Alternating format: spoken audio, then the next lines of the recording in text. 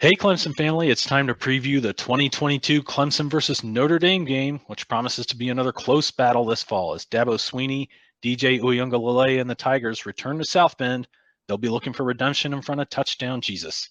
Plus, we have news on a Tigers defensive back leaving the team. I'm Daniel Shirley. We'll also take a look at the new look coaching staff. And hey, let's talk some soccer. The Tigers have the number one ranked team going into the season. It's exciting. I'm Bill Zimmerman, and welcome to episode 12 of the Reign Supreme Alway podcast. Go ahead and smash that subscribe button so we can keep you up with the latest big happenings in Clemson sports, and you won't miss out. You can find us at clemsonkickoff.com.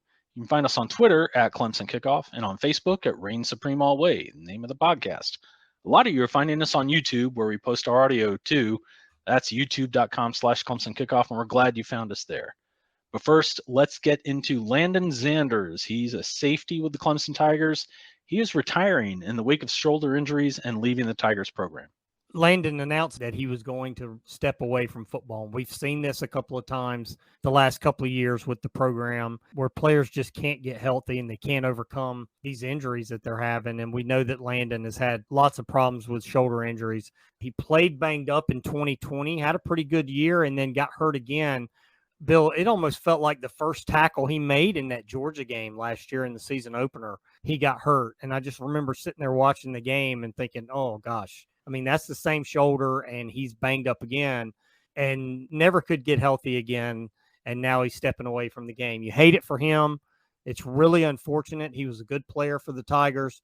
And it just feels like he never could get to that point where you thought maybe he would get because he couldn't stay healthy. Yep, and that's where Dabo Swinney's commitment to everyone getting an education, making sure everyone has a chance to go through programs like Paw Journey and be prepared for life after football, that all comes into play because guys are going to get hurt, and once in a while, one of them is not going to be able to continue. We saw it also during the offseason with Hunter Rayburn deciding that he needed to leave. He was the most promising prospect they had at center last season. Now Xanders, unfortunately, a deeper safety group that should be able to absorb the loss. But right now, you just hope Landon Xanders will have his education in order and be prepared to move on in life. He's listed as a sociology major, and you hope he's going to be able to put that education to good use. We see it all the time, and we hear the coaching staff talk about how they want to serve the players and they want well-rounded young men. And I think this is where this comes in because you know that not everybody's going to the NFL. Very few players are going to the NFL, as a matter of fact. And then when something like this happens and a player can't even finish his career, that part of that becomes very, very important. A lot of programs throughout the country are that way, but Clemson has really focused on those things, and this coaching staff has done a good job with that. So I would imagine that Landon will be fine with those kinds of things, and then we'll see where he goes from here. As far as roster impact, you figured already that the starters would be Andrew Makuba and Jalen Phillips, but you thought that Xanders would be in that mix, providing depth along with guys like Tyler Venables, Ray Mickens, and a freshman Sherrod Koval. So a little bit of depth lost, but it's not first string just yet, and lots of talent there to fill the gaps. I think Landon was going to play a lot, but how much was he going to play with those young guys in front of him, very talented guys? We've talked about Andrew Makuba and we've talked about Phillips, what they can get done. So maybe he was not going to play nearly as much as he did a couple of years ago. So this feels like a position where they can absorb this. Like you said, defensive line would be another position where they would be okay if maybe somebody got hurt. It's not good for him. Obviously, you never want anybody to get hurt, but at least at this position, it feels like they could be okay. Well, best of luck to Landon Xanders, and glad he's been with the program. He's shown a lot of promise. He's someone Dabo Swinney really liked on the field, and you just hope he's going to do really well. Well, let's move ahead now to the Notre Dame game this year. Might be the toughest test for the Tigers this season. It really could be. I mean, Notre Dame is really good, Bill. You know, I know for us at The Athletic, we're doing some preseason predictions. And one of the ones that I really, really was leaning on the other day was that Notre Dame was going to make the playoff. I think Notre Dame is going to be really good. I think Clemson's going to the playoff too, but I really like what Coach Freeman's doing with this staff since he became the head coach and taking over for Brian Kelly. But this is a good team. We talked about Miami a couple weeks ago, about Miami was going to be a problem in the future. And I think Notre Dame's going to be a problem with Marcus as the head coach. So I like what I've seen from them so far, and we'll see if that plays out on the field this year for them, and specifically as Clemson goes up there and plays at Notre Dame later in the season. Freeman is definitely highly regarded. He was widely considered the best man for the job. He'd been their defensive coordinator, and of course, it turns out that Brian Kelly is a very happy Cajun gentleman who gets to go home. Sure sounds that way from hearing him talk of the basketball game anyway, right? Freeman was able to keep offensive coordinator Tommy Rees in the fold, and that was a big deal on the recruiting trail, but also a really significant development in making sure that Notre Dame remains one of the teams that's in playoff contention as they have been. It was a big battle the last time Clemson went up there. It was chilly in November. Uiagalelei, Clemson quarterback, remember that was where he really had the best performance of his career, 439 yards, 2 touchdowns. He was 29 of 44 with his passing. They put up 33 points in regulation, scored a touchdown in the first overtime drive, just came up short in the second overtime. And you could tell the O-line was pretty gassed toward the end of that game. You could, and that was a tough game. I mean, that was a well-played game. Obviously, that's one of the games that Trevor Lawrence had to sit out with COVID, and DJ stepped up and threw for more yards than anybody's ever thrown for as a quarterback at Notre Dame. So that's what gave us really high expectations going into last season for DJ. And obviously we know that didn't play out last year, but that Notre Dame game was one that you'll remember the last time Clemson played up there. So hopefully the offense will play like it did in that game, and the defense will play a little bit better or a lot better against this Notre Dame team and get a win up in Notre Dame. Hopefully the offense can establish the run. It seemed last time the Irish stacked the box, wanted to challenge Uiagalelei. They certainly contained Travis Etienne, held him to just 28 yards. But you might see a more balanced attack this time. New defensive coordinator Al Golden is on hand for the Irish. Last time Clemson fans saw him, not much defense to be had. Tigers drubbed the Canes, really led to the end of Golden's job in Miami. Now, Notre Dame returns strong talent at all levels, and you have to wonder by November, what's Clemson's offense going to look like and what's Notre Dame's defensive scheme going to stress? You mentioned Marcus was Notre Dame's defensive coordinator. He's going to continue to have a big part in what that defense looks like. I know that Al's coming there as the defensive coordinator, but we know that if you're a defensive coach as the head coach, you're going to continue to have a big hand in what the defense does. So I don't think there's any doubt that Marcus will continue to do that. Again, I like Tommy Rees staying. He was a coach that Coach Kelly tried to get to go with him to LSU, and that didn't play out. I really believe that Rees is a head coach in a couple of years. I like the job he's done at Notre Dame, and it feels like he's building a really strong resume to becoming a head coach. Well, if he finds a starting quarterback this year, that'll be a big step forward on his resume and another reason why he'll be a head coaching candidate. It looks like it's going to be sophomore Tyler Buckner, according to USA Today. He's a former 4-star recruit out of San Diego. Reserve Drew Pine showed some promise last year in relief, and he could push Buckner during the season if he's called upon. The running game will probably be powered by a couple guys named Chris Tyree and Logan Diggs. Wide receiver core has a familiar face at the helm, position coach Chancey Stuckey, who comes over from Baylor and was well known for his playing days at Clemson. His group features Avery Davis, Joe Wilkins, and Braden Lindsey. I'm really excited to see what Chancey can do because he's recruited really, really well since he joined that staff. I think he's an up-and-coming coach as well, wide receivers coach, maybe move into an OC job at some point throughout his career. Really excited about what Chancey can do. And, he was a good player at Clemson. Remember, he came to Clemson as a quarterback. That didn't work out, so he moved to wide receiver and then went to the NFL as a wide receiver. So he knows what it takes to get to the pros at that position, and he's doing a really good job recruiting with this program. So we'll see what he can get done with that position group. Some defensive names to know up front. You'll watch for Isaiah Foskey at defensive end, Jason Adamilola at defensive tackle, Maris Lufau and J.D. Bertrand at linebacker, and then Brandon Joseph and Cam Hart in the secondary. The game is November 5th at Notre Dame. You would hope it's going to be a night game because that would mean the Tigers are doing well. I expect the Irish to be doing well also. And we'll just see how much is at stake when they square off. We will. And I think this is a big game, Bill. I think this is one of the biggest games of the year. I know there's some other big games through the season. And, we've talked about some of those that are going to be played early in the season as far as non-conference games. This one feels like one of the biggest non-conference games of the year. This game feels like there's going to be a lot riding on it for these two teams, and it'll be a fun one for sure. And, hopefully the Tigers go up there and play well. So again, don't forget our homepage is clemsonkickoff.com. You can hear all the game previews so far. We did get a little out of sequence of Notre Dame, but we will return next week with Miami and get things back in order. Now let's talk about the new position coaches around the Clemson staff. And we've been through all the players except for special teams. We'll get to that soon.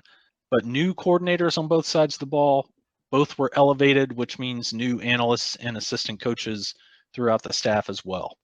A lot of changes, but Bill, it also a lot remains the same because there weren't many coaches brought from the outside. Nick Eason was the only one, right? Brought from the outside.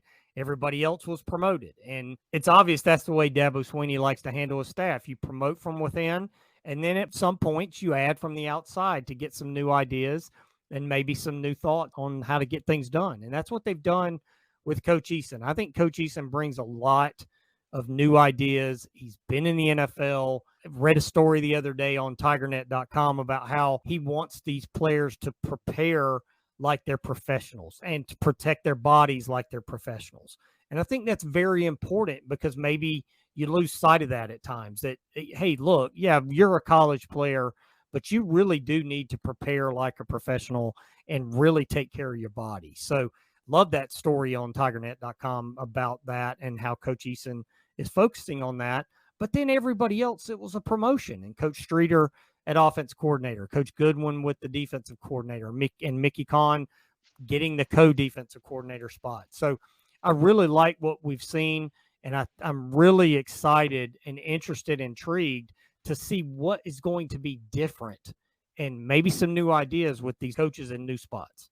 Brandon Streeter has talked about wanting to simplify the offense, meaning fewer plays in the playbook. They didn't want to install a lot of things that were never going to see the light of day during the season. Also a chance to change up terminology. Teams won't hear quite the same audibles, I guess, is the theory, and be a little more mystery involved with that. You also have behind the scenes one of the other new hires from outside the program, but it's a familiar face in offensive analyst John Grass, who was the head coach at Jacksonville State. He was Todd Bates's boss before Bates came over.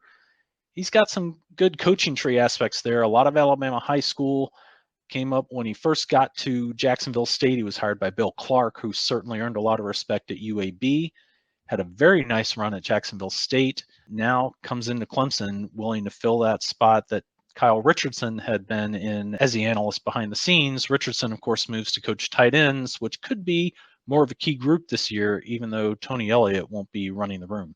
It could be. I hope that the middle of the field is used more, and that includes the slot, obviously, but the tight ends have to be part of this offense a little bit more. And we all know that's not just the quarterback. It's not just the tight ends. The middle of the offensive line has to block better to open up the sight lines and to give the quarterbacks more time to get it to the tight ends. I'm really excited to see what Kyle Richardson brings to the offense.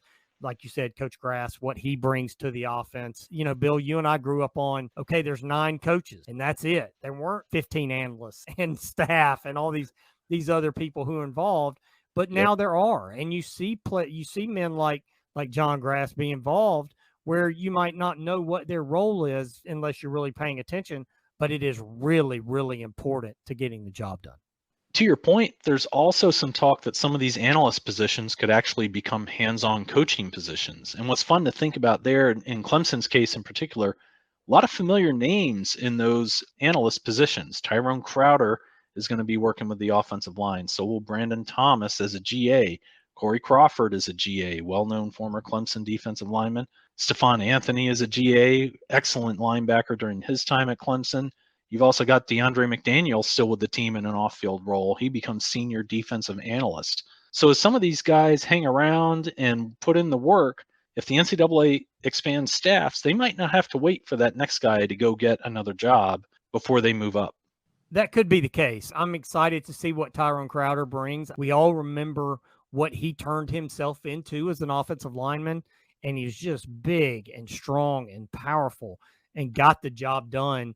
And to see him working with Thomas Austin and the talent that Thomas is bringing in and trying to mold that talent into really good offensive linemen, I think is an evolution of what we saw from Coach Caldwell with the offensive line, and it's exciting to see. I know that there are a lot of fans. There's maybe some angst out there about, oh, well, this guy doesn't have the kind of experience that maybe we should have brought in at a certain position.